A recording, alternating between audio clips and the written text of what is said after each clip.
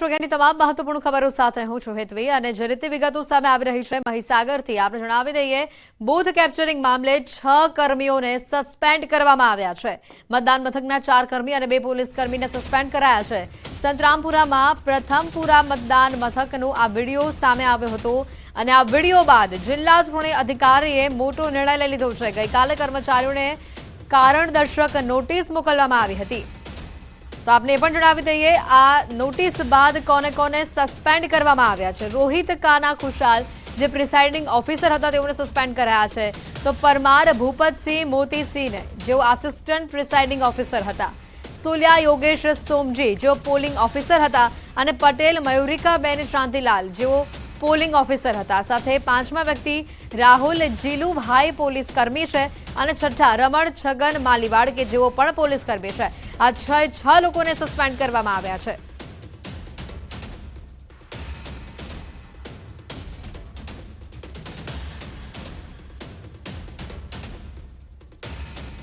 कारणदर्शक notice बाद आज आ तमाम ने सस्पेन्ड करवामां आव्या छे, जेमां 4 कर्मी पोलिंग कर्मी छे, 4 અને 2 પોલીસ કર્મી છે। આ 6 લોકોને ગઈકાલે કારણદર્શક નોટિસ મોકલવામાં આવી હતી અને તે બાદ આજે તાત્કાલિક ધોરણે નિર્ણય લેવામાં આવ્યો। આ 6 લોકોને સસ્પેન્ડ કરવામાં આવ્યા છે। ગઈકાલનો જે વિડિયો સામે આવ્યો હતો પોલિંગ બૂથ પરનો કે જેમાં તે મતદાન કરતો અને પોલિંગ બૂથ ખાસ કરીને ઈવીએમ મશીન પોલિંગ બૂથ ઉપરથી ઉંચકતો લઈ જતો જે એને લાઈવ વિડિયો કર્યો હતો, જે લાઈવ સ્ટ્રીમિંગ કર્યું હતું। आ वीडियो पण आपणे बतावी रह्या छे। अन्य दृश्यों में आप जोई शको छो के मतदान करतो अने पोलिंग खास करीने पोलिंग बूथ पर ईवीएम मशीननी साथे छेड़छाड़ करतो आ जे युवकनो विडियो वायरल थयो हतो तेनी साथे अन्य पण लोको छे ए पण आ विडियोमां जोई शकाय छे अने ते ईवीएम मशीनने उचकीने तेनी साथे मजाक मस्ती मश्करी करतो होय, लोकशाहीना आ पर्वने मश्करी समजतो होय ते रीतेनो आ जे विडियो वायरल थयो हतो अने गईकालना आ जे वायरल विडियो बाद तात्कालिक धोरणे जे कामगीरी करवामां आवी 6 जेटला लोकोने सस्पेन्ड करवामां आव्या छे, जेमां 4 पोलिंग कर्मीओ छे अने 2 पोलीस अधिकारी छे। आ 6 लोकोने सस्पेन्ड करवामां आव्या छे। વધુ માહિતી મેળવીશું ફોનલાઈન પર સંવાદદાતા મિતેશ જોડાઈ ચૂક્યા છે। મિતેશ વધુ અપડેટ શો। जी बिल्कुल जी, जो बात करवामां आवे तो महीसागर जिल्लाना संतरामपुर तालुकाना प्रथमपुर गामे जे बूथ केप्चरिंग करवामां આવ્યું હતું, આખું બૂથ જે વિડીયો વાયરલ થયો હતો તે મામલે અત્યારે ચૂંટણી પંચે મોટો નિર્ણય લીધો છે અને જે 6 લોકો છે કહી શકાય કે ચૂંટણી મતદાન મથકની અંદર 4 જે કર્મચારીઓ છે અને 12 જે ઉભા રહે છે 2 પોલીસ કર્મચારીઓ તેમ મળી કુલ 6 લોકોને સસ્પેન્ડ કરી દેવામાં આવ્યા છે। અને અગાઉ 11 તારીખે એટલે કહી શકાય પરમ દિવસે ફરીથી સવારે 7 વાગ્યાથી સાંજે 6 વાગ્યા સુધી ફરી ચૂંટણી યોજાશે તેવો નિર્ણય હાલ લેવામાં આવ્યો છે। बिल्कुल मितेश आप जोड़ाયેલા રહેજો। વધુ માહિતી પણ આપણી પાસેથી મેળવતા રહીશું। આ બૂથ કેપ્ચરિંગ મામલે 6 કર્મીને સસ્પેન્ડ કરાયા હોવાની માહિતી સાથે અન્ય પણ સમાચાર દાહોદથી। દાહોદના પ્રથમપુરા બૂથનું રીપોલિંગ થશે। આ મહત્વનો નિર્ણય લેવામાં આવ્યો છે। 11મી મેના રોજ પ્રથમપુરા બૂથ ઉપર ફરી મતદાન થશે। બૂથ કેપ્ચરિંગની આ ઘટના બાદ નિર્ણય લેવામાં આવ્યો છે। ફેર મતદાનનો બૂથ નંબર 220 ઉપર ગેરરીતિ થઈ હતી। વિજય ભાભોરનો બૂથ કેપ્ચરિંગનો જે વિડિયો છે તે વાયરલ થયો હતો। રીપોલિંગ માટે ચૂંટણી પંચમાં અરજી કરવામાં આવી હતી। મિતેશ જોડાયેલા છે અમારી સાથે ફોન લાઈન ઉપર। મિતેશ, જે રીતે ફરી એકવાર ફેર મતદાનનો જે નિર્ણય લેવામાં આવ્યો છે 11મી મેના રોજ ફરી મતદાન થશે તેને લઈને માહિતી વધુ અપડેટ શો। जी बिल्कुल जी, जे मामले जे बूथ केप्चरिंग थयुं हतुं तेने लईने अत्यारे चूंटणी पंचे मोटो निर्णय लीधो छे अने 11 तारीखे कही शकाय के 11 तारीखे सवारे 7 वाग्याथी सांजे 6 वाग्या सुधी फरी मतदान योजाशे अने चुस्त पोलीस बंदोबस्त साथे अधिकारीओनी पण त्यां हाजरी रहेशे। ते रीते मतदान चुस्तपणे योजाशे तेवी कलेक्टरे हाल जणाव्युं छे। बिल्कुल मितेश, आभार माहिती बदल।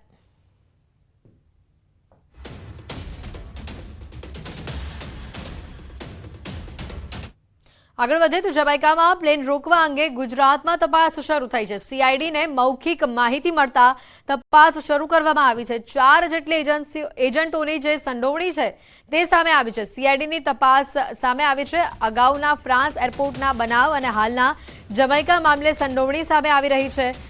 હાલ આ સમગ્ર મામલે તપાસ કરવામાં આવી રહી છે। સીઆઈડી ક્રાઇમ દિલ્હીના અધિકારીઓના સંપર્કમાં હોવાનું પણ સામે આવ્યું છે। તપાસ બાદ મોટા ખુલાસા પણ થઈ શકે છે।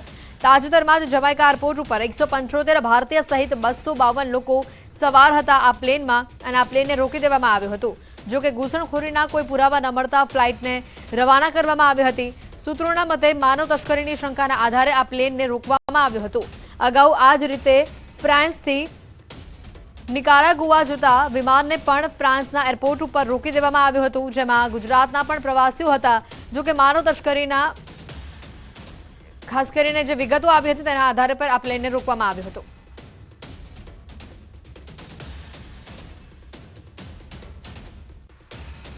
વધુ મહત્વના સમાચાર, ઇફકોના ડિરેક્ટર પદે જયેશ રાદડિયાની જીત થઈ છે। જયેશ રાદડિયાને 114 મત મળ્યા છે।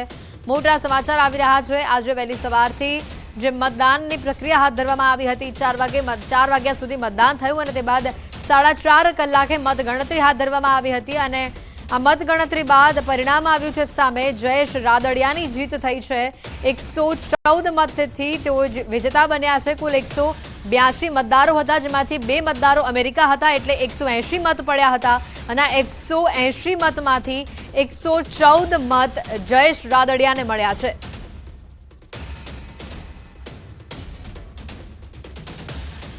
મહત્વના સમાચાર, બિપિન પટેલ સામે જયેશ રાદડિયાની ટક્કર હતી। ઇફકોના ડિરેક્ટર પદે જયેશ રાદડિયાની જીત થઈ છે। જયેશ રાદડિયાને કુલ 114 મત મળ્યા છે। 180 માંથી 114 મત જયેશ રાદડિયાને મળ્યા છે। ઇફકોના ડિરેક્ટર પદે જયેશ રાદડિયાની જીત થઈ છે। જે રીતની વિગતો આવી રહી છે, બિપિન પટેલ સામે જયેશ રાદડિયાની જીત થઈ છે।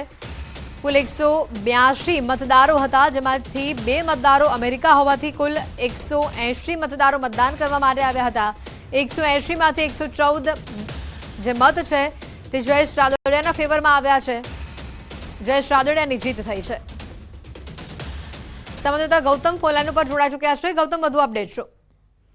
ચોક્કસથી વાત કરવામાં આવે તો વહેલી સવારથી જ આ જે ચૂંટણી જે છે તે યોજાઈ હતી। ઇફકોની ડિરેક્ટર માટેની ચૂંટણી યોજાઈ હતી, જેમાં 182 જેટલા મતદારો મતદાન કરવા માટે થઈ ત્યાં મતદાન કર્યું હતું। જે પૈકી કહી શકાય કે 2 મતદારો એવા હતા કે જે વિદેશમાં હોવાના કારણે તેઓએ મતદાન કરી શક્યા નથી, એટલે કુલ 180 મત જે છે તે ઇફકોના ડિરેક્ટરની ચૂંટણી માટે થયા હતા અને તેમાં ભાજપ વર્સિસ ભાજપની લડાઈ હતી કે ભાજપે મેન્ડેટ જે છે તે બિપિન ગોતા, જે સહકારી સેલના અગ્રણી જે છે તેમને આપ્યું હતું, જ્યારે અપક્ષમાંથી જયેશ રાદડિયા જે છે તેમણે પોતાની દાવેદારી જે છે તે નોંધાવી હતી અને અપક્ષમાંથી દાવેદારી બાદ મહત્વના સમાચાર સામે આવી રહ્યા છે કે જયેશ રાદડિયા 114 મત મળ્યા છે, એટલે કે સીધી જીત જે છે તે તેમની થઈ છે તે પ્રકારનું પુરવાર થઈ રહ્યું છે। જોકે ભાજપ વર્સિસ ભાજપની લડાઈની અંદર જે અપક્ષમાંથી જે ઉમેદવારી નોંધાવી હતી જયેશ રાદડિયા તેમની જીત થઈ છે। મહત્વનું સાથે સાથે એ પણ છે કે 94 જેટલા મતદારો જે છે તે સૌરાષ્ટ્રમાંથી હતા, એટલે સીધો જોગ જે છે તે સૌરાષ્ટ્રનો જયેશ રાદડિયાને મળ્યો હોય તે પ્રકારે આ જીતની મારફત જોઈ શકાય છે। જી બિલકુલ, હવે પરિણામ સામે આવી ચૂક્યા છે। વહેલી સવારથી મતદાનની આ પ્રક્રિયા હાથ ધરવામાં આવી હતી। ગૌતમ, ખાસ કરીને જે તેઓના સમર્થકો છે જયેશ રાદડિયાના, તેઓ તરફથી આ મામલે કોઈ નિવેદનો સામે આવ્યા? ચોક્કસથી હજી તો કાઉન્ટિંગ પૂરું થયું છે અને કાઉન્ટિંગના અનુમાન ઉપરથી આપણે અનુમાન લગાવી શકીએ છીએ કે જયેશ રાદડિયાની જીત વિધિવત રીતે ઇફકો જે છે ત્યાંની જાહેરાત કરશે, જીત માટેની જાહેરાત કરશે।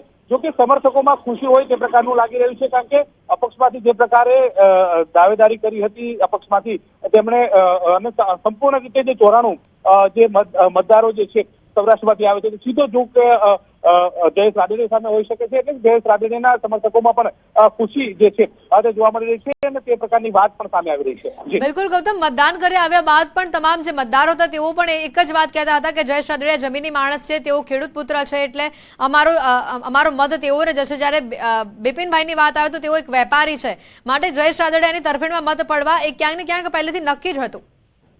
ચોક્કસથી કહી શકાય કે જયેશ રાદડિયા જે છે તેમને સહકારી ક્ષેત્રમાં ઉમદા જે છે તે નામ રહ્યું છે। તેઓ સૌરાષ્ટ્રના જેતપુર વિસ્તારમાંથી આવે છે અને ત્યાં તેમના પિતાનું પણ સહકાર ક્ષેત્રની અંદર ઉમદા નામ હતું। વર્ષોથી તેઓ પણ સહકાર ક્ષેત્ર સાથે જયેશ રાદડિયા જે છે તે સંકળાયેલા છે। આ સૌરાષ્ટ્રની તમામ જે લોકો જે છે તેનો જોગ જુવાળ જે છે તે પણ જયેશ રાદડિયા તરફથી હતો, એટલે સીધા આ જ્યારે પ્રક્રિયા શરૂ થઈ હતી જે ભારતીય જનતા પાર્ટીએ મેન્ડેટ આપ્યું અને છતાં જયેશ રાદડિયા પાસેનું જે સમર્થન હતું, સમર્થનને ધ્યાનમાં રાખીને જયેશ રાદડિયાએ જે રીતે પોતાનું ઉમેદવારી જે છે તે નોંધાવી હતી ને ઉમેદવારી બાદ તેમનો જે પ્રકારનો લોકો સાથેનો સંવાદ હતો, લોકો સાથેનું સમર્થન હતું અને તે સીધું આ મતદાનમાં પણ જોવા મળ્યું હતું ને એની જીત જે છે તે દર્શાવે છે કે સહકાર ક્ષેત્રની અંદર એમના પાયા કેટલા ઊંડા છે।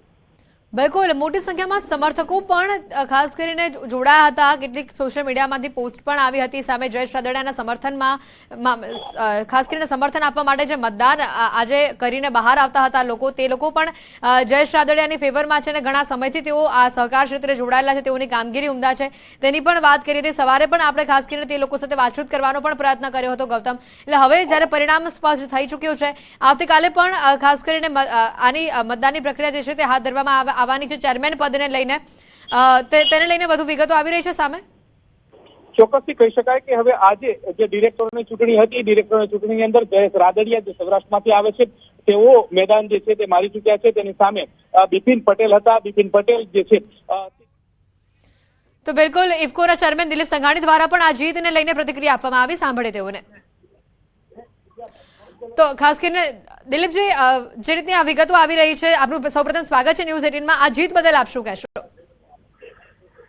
સહકારી ક્ષેત્ર લોકતંત્ર દ્વારા વધુ મજબૂત બનવા માટેનો આ પ્રસંગ છે.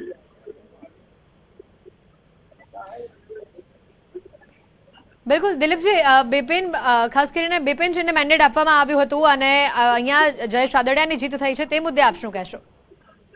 સહકારી ક્ષેત્ર લોકશાહીમાં પૂર્ણ વિશ્વાસ સાથે આગળ વધશે.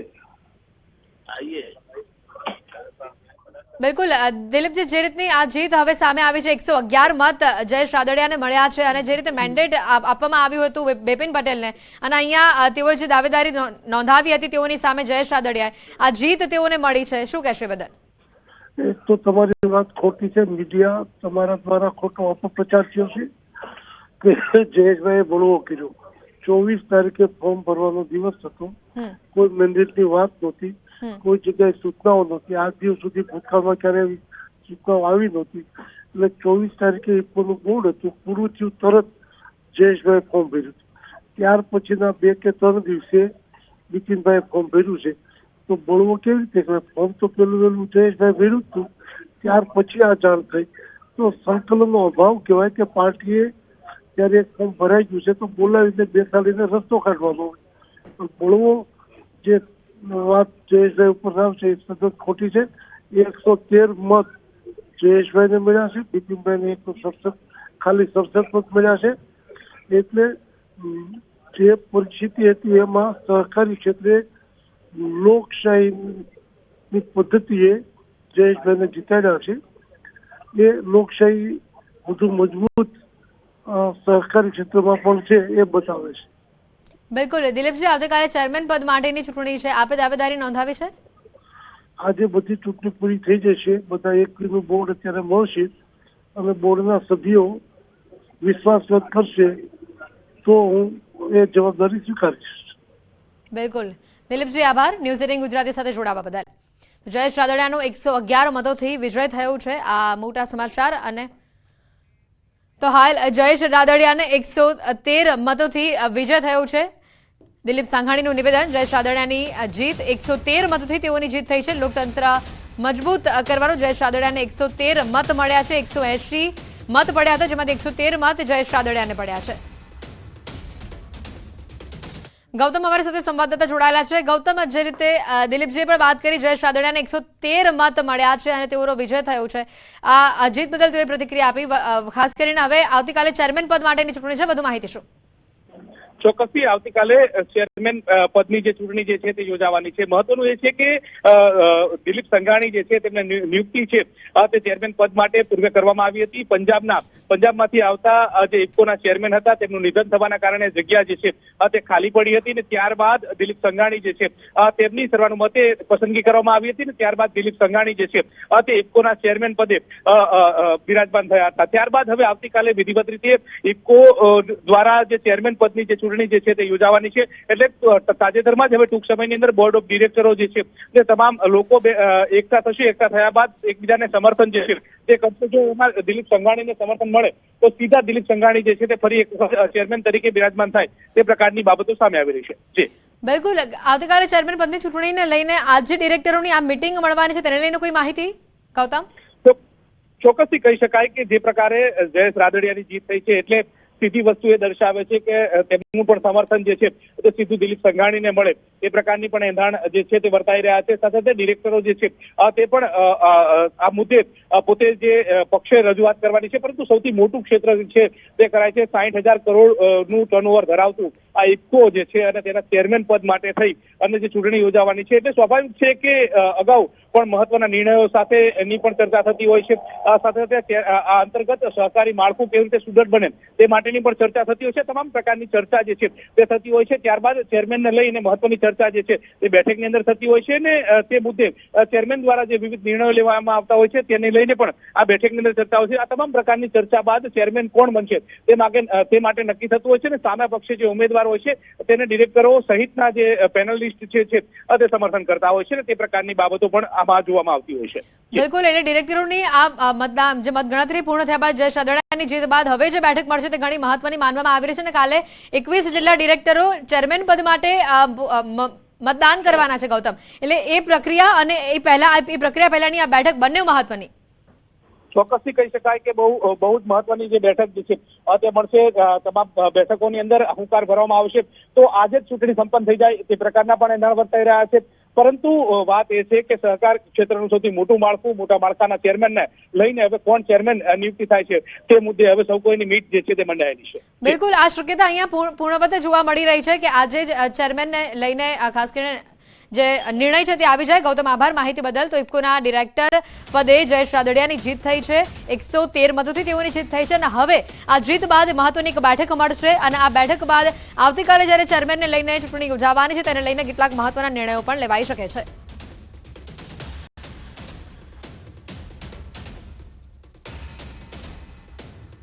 હાલ રોકાઈશું એક બ્રેક માટે.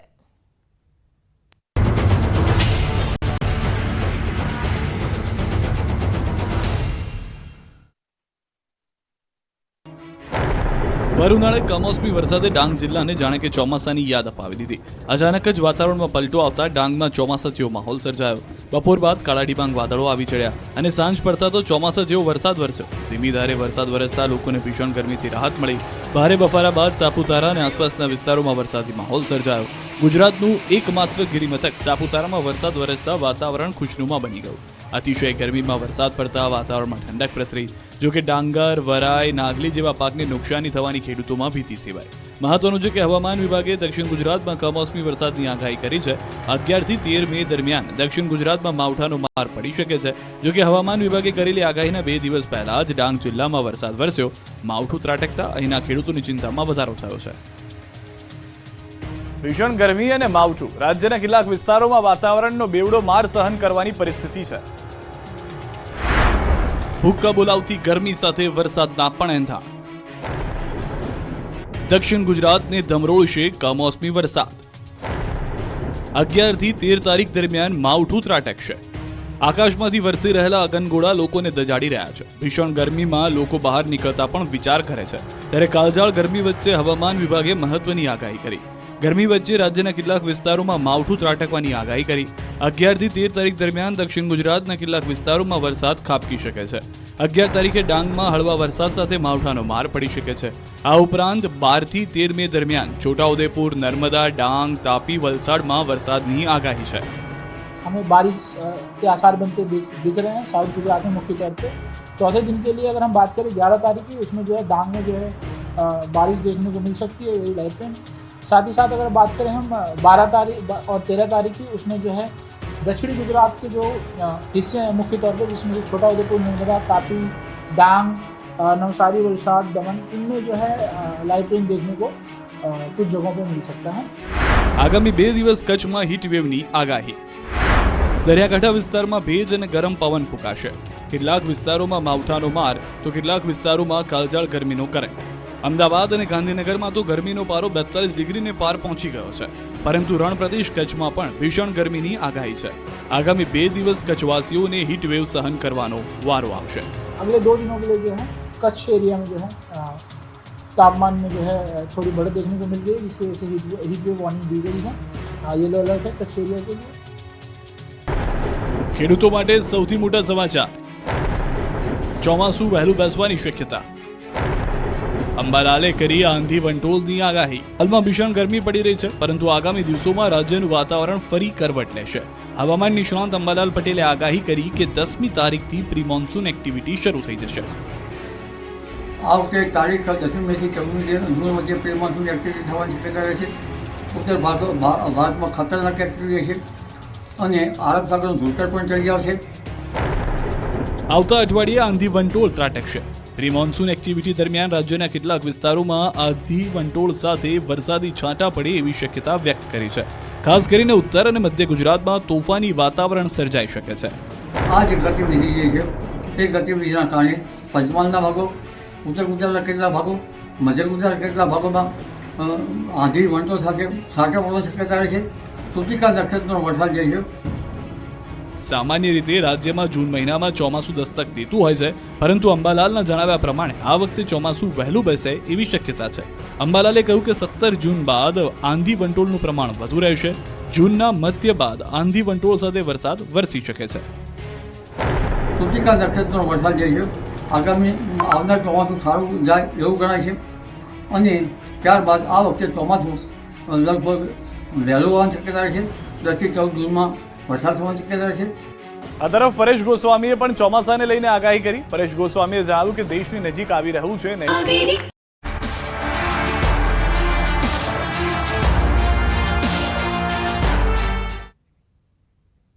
પંચમહાલના ગોધરામાં એક સ્કૂલમાં નીટની પરીક્ષામાં મોટા કૌભાંડનો ખુલાસો થયો છે.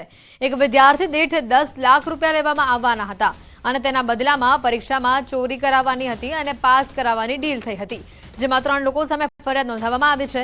જેમાં જય જલારામ સ્કૂલના શિક્ષક તુષાર ભટ્ટ, વડોદરાના રોય ઓવરસીઝના માલિક પરશુરામ રોય અને ગોધરાના આરીફ વોરા સામે ફરિયાદ નોંધાવાઈ છે. ત્યારે રોય ઓવરસીઝના માલિક પરશુરામ રોયની એસઓજી પોલીસે ધરપકડ કરી છે. ખાસ વાત તો એ છે કે પરીક્ષાના ડેપ્યુટી સેન્ટર સુપ્રિન્ટેન્ડન્ટની ગાડીમાંથી 7 લાખ રૂપિયા મળતા સૌ કોઈ ચોંકી ઉઠ્યા હતા, જેમાંથી પરશુરામ રોયની વડોદરાની એસઓજી પોલીસે ધરપકડ કરી છે. નીટ જેવી પ્રતિષ્ઠિત પરીક્ષામાં ચોરીનું કૌભાંડ સામે આવતા ખળભળાટ મચી ગયો છે. જેમની સાથે પૈસાની ડીલ થઈ હતી તેમને ઓએમઆર ખાલી છોડી દેવાની સૂચના આપવામાં આવી હતી. તેવી રીતે આમ કુલ 6 વિદ્યાર્થીઓના નંબર મેળવીને સારા માર્ક્સથી આચરવામાં આવી હતી ગેરરીતિ, અને ત્યારે હાલ વધુ તપાસ આ મામલે કરવામાં આવી રહી છે.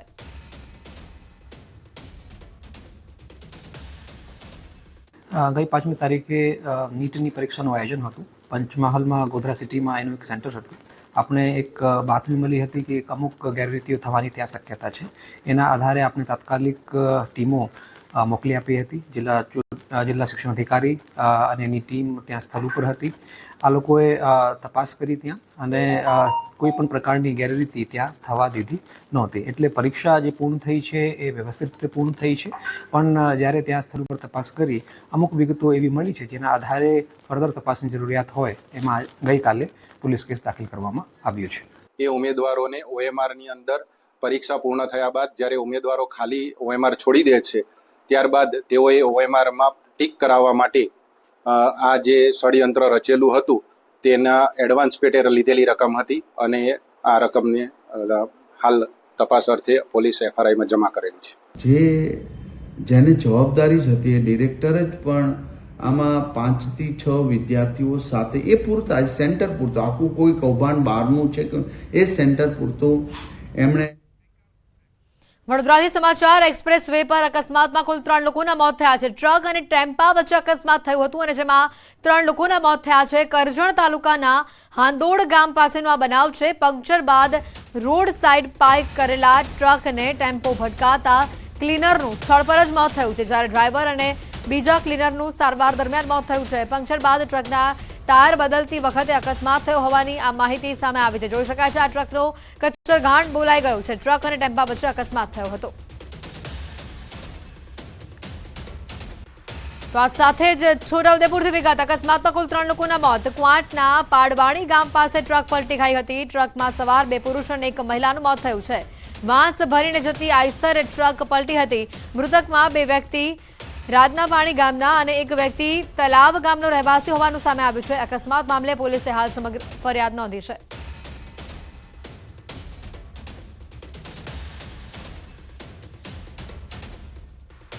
આ બે અલગ અલગ ખાસ કરીને દ્રશ્યો વડોદરાથી એક દ્રશ્ય અને એક દ્રશ્ય છોટાઉદેપુરથી બતાવી રહ્યા છે. પહેલું દ્રશ્ય વડોદરાથી કે જ્યાં ટ્રક અને ટેમ્પા વચ્ચે અકસ્માત થયો, જેમાં ટ્રકનો કચરગાણ બોલાઈ ગયો હોવાના દ્રશ્યો સામે આવ્યા. બીજી બાજુ છોટાઉદેપુરથી બતાવી રહ્યા છે દ્રશ્યો, જે ઘટનામાં બે પુરુષ અને એક મહિલાનું મોત થયું હોવાની માહિતી છે. ગુરુવાર ગોઝારો બન્યો. એક જ દિવસમાં બે અલગ અલગ સ્થળ પર અકસ્માતમાં કુલ 6 લોકોના મોત થયા છે. બે અકસ્માતમાં કુલ 6 લોકોના મોત થયા છે. હાલ સમગ્ર મામલે પોલીસ તપાસ કરવામાં આવી રહી છે. અકસ્માત મામલે પોલીસ ફરિયાદ દાખલ કરવામાં આવી છે અને જેને લઈને હાલ તપાસ કરવામાં આવી રહી છે. એક બાજુ પંક્ચર થતા અને બીજી બાજુ ટ્રક ટેમ્પાની પાછળ અથડાઈ.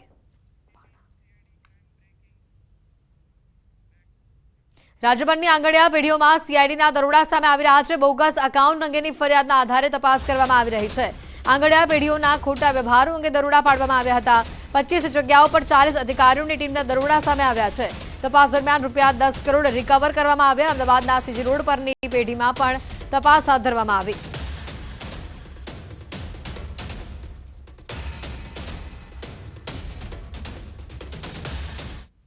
બુલેટિનમાં અત્યારે ફક્ત આટલું જ. રજા આપશું. નમસ્કાર.